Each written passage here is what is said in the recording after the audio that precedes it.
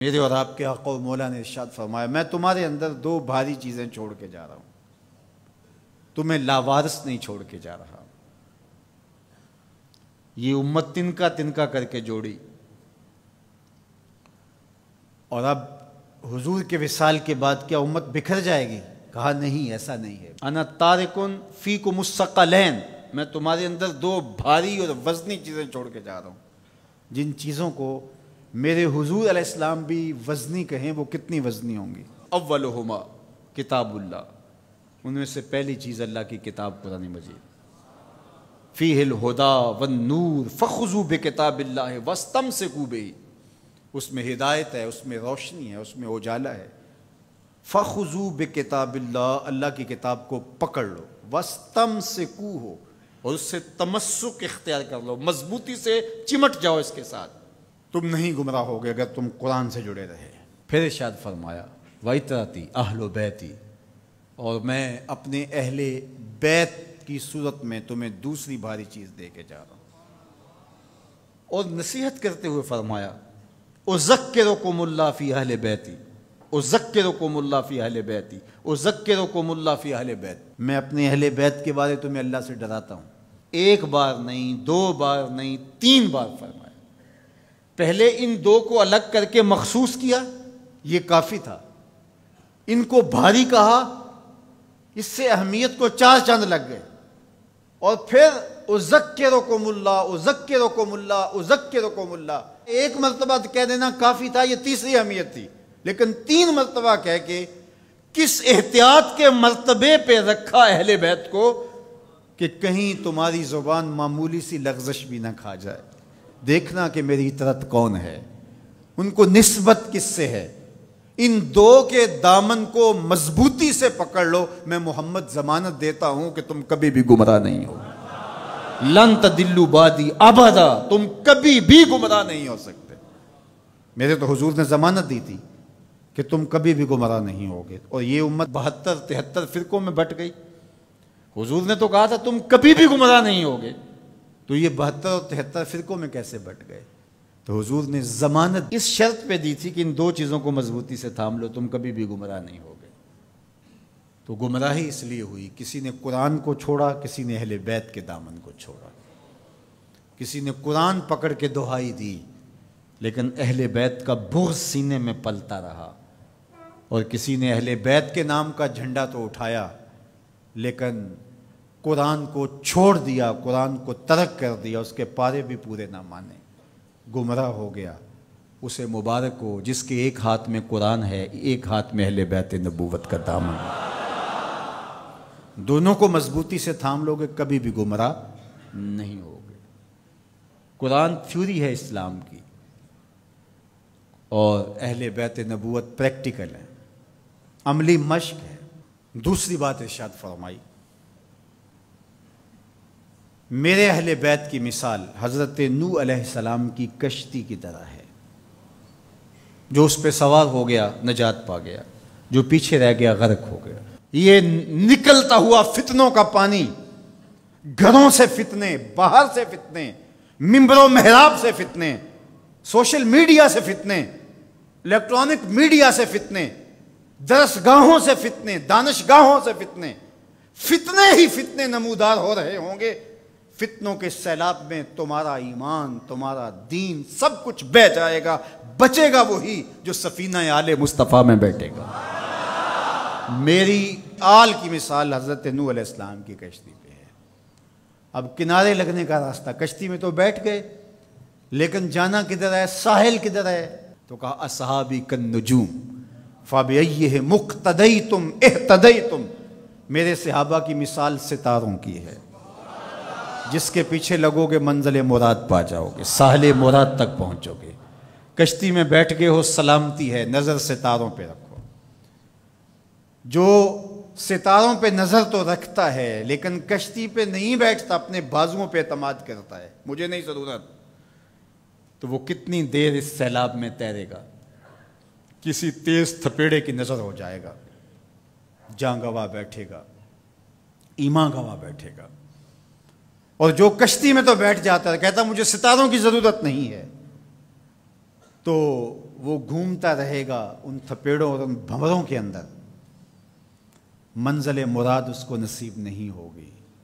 تمہیں مبارک ہو، تم اہل بیت کی محبت کی کشتی میں بیٹھے ہو، نظر ابو بکر و عمر پہ ہے، نگاہیں عثمان و علی پہ ہیں، نظریں اصحاب رسول پہ ہیں۔ یہ میری اور آپ کی خوش بختی، ہمیں صحابہ کا نام بھی ٹھنڈ پہنچاتا ہے، اور ہمیں حضرت امام حسین کا ذکر بھی تسکین دیتا ہے۔ جب نام حسین آتا ہے تو کربلا کا غم تازہ ہونے لگتا ہے، اور جب حضرت عمر رضی اللہ تعالیٰ عنہ اور صدیق اکبر کا نام آتا ہے سینہ چوڑا ہو جاتا ہے کہ ہم ان کے غلام ہیں۔ مولا کائنات سیدنا علی المرتضیٰ کی بات آتی ہے، روحیں سرشار ہو جاتی ہیں۔ وہ علی جن کے چہرے کو دیکھنا بھی نیکی ہے، ان کا نام بھی تسکین قلب کا ذریعہ ہے۔ تو اصحاب اور اہل بیت یہ کوئی منافات نہیں ہے، مشکات نبوت کی دو کرنیں ہیں، سینہ محمد سے پھوٹتی ہوئی ضیائیں ہیں، حضور علیہ السلام کے فیضان کے دو رنگ ہیں، گلشن محمدی کے کھلے ہوئے دو پھول ہیں۔ تو ہم صحابہ کی عظمت کو بھی سلام کرتے ہیں، اہل بیت کی عظمت کو بھی سلام کرتے ہیں۔ یہ بد نصیب دن پاکستان بنے ہوئے 73 برس بیت گئے، یہ ہمیں اس مرتبہ دیکھنا پڑا کہ صحابہ کو بازاروں میں گالیاں دی گئی، استغفر اللہ۔ حضرت ابو بکر صدیق رضی اللہ تعالی عنہ سے لے کے حضرت امیر معاویہ رضی اللہ تعالی عنہ تک حضور کا ہر صحابی عظمتوں کا مینار ہے، رفعتوں کا بام عروج ہے، اور ان کی تعظیم اور ان کی تکریم ہماری زندگی کا حصہ ہے۔ یار صحابی تو وہ ہے جس نے حضور کی صحبت پائی اور ایمان کی دولت سے مالا مال ہوا، وہ مٹی جو حضور کے نالین سے جڑی ہے وہ بھی ہماری آنکھوں کا سرما ہے۔ تو بات چل رہی تھی کہ یہ دین ادب کا دین ہے، لیکن بد قسمتی سے یہ باہر سے جو شرارتیں ہو رہی ہیں وہ تو ہو ہی رہی ہیں، لیکن ان دنوں میں جس پہ بات کی جا رہی ہے یہ تو کلمہ گو لوگوں کی کہانی ہے۔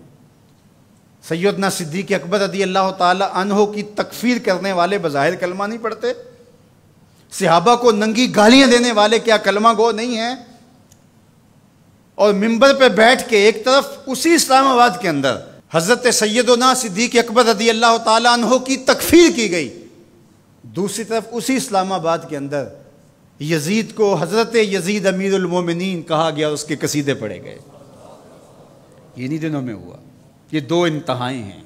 میں آپ کو پھر مبارک دیتا ہوں، میں آپ کو 1000 بار مبارک دیتا ہوں، میں آپ کو 1,00,000 بار مبارک دیتا ہوں، میں آپ کو کروڑوں مرتبہ مبارک دیتا ہوں۔ تمہارے ایک ہاتھ میں قرآن ہے، دوسرے ہاتھ میں اہل بیت رسول کا دامن ہے۔ تمہاری ایک آنکھ صحابہ ہیں، دوسری آنکھ اہل بیت ہیں۔ تمہارا سینہ ابو بکر صدیق کے نام سے بھی ٹھنڈا ہوتا ہے، مولا کائنات سیدنا علی المرتضیٰ کے نام سے بھی ٹھنڈا۔ حضرت سیدنا علی المرتضیٰ فرماتے ہیں حضور نے میرے بارے میں فرمایا، مسند احمد میں روایت ہے، مشکات میں ہے، نہج البلاغہ میں ہے۔ اگر کوئی مسند احمد اور مشکات کو نہیں مانتا تو وہ نہج البلاغہ کو مانتا ہے، اور اگر کسی کو وہاں تحفظات ہیں تو وہ یہاں حدیث موجود ہے۔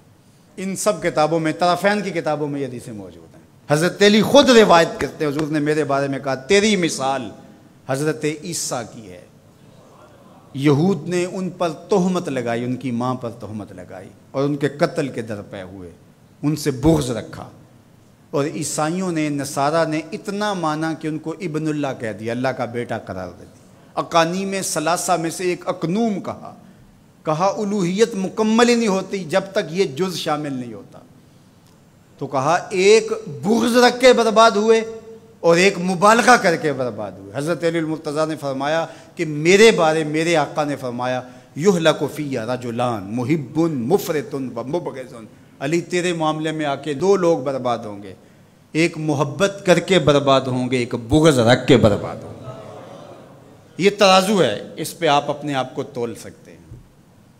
کہیں حضرت علی کا نام دل میں کوئی رنجش، کوئی بے چینی، کوئی اضطراب پیدا تو نہیں کرتا؟ اور کہیں حضرت علی کی محبت صحابہ کے بغض کی نشأت کا ذریعہ تو نہیں ہے؟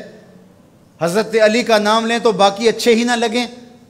اور اگر آپ ترازو کے دونوں پلڑے دیکھتے ہیں ٹھیک ٹھیک تول رہے ہیں، کسی نے ذکر حسن حسین کا کیا تو روح سرشار ہو گئی، سیدہ فاطمہ الزہرا کا ذکر ہوا آنکھیں ادب سے جھک گئیں، حضرت ابو بکر کا نام آیا تو دل عقیدت سے جھک گیا۔ تو جب ہم یہ اپنی کیفیت دیکھیں گے تو اللہ کا 1000 بار نہیں کروڑوں بار شکر ادا کریں گے۔ تو ہم کہتے ہیں صحابہ آپ کی عظمت کو بھی سلام، اہل بیت آپ کی عظمت کو بھی سلام۔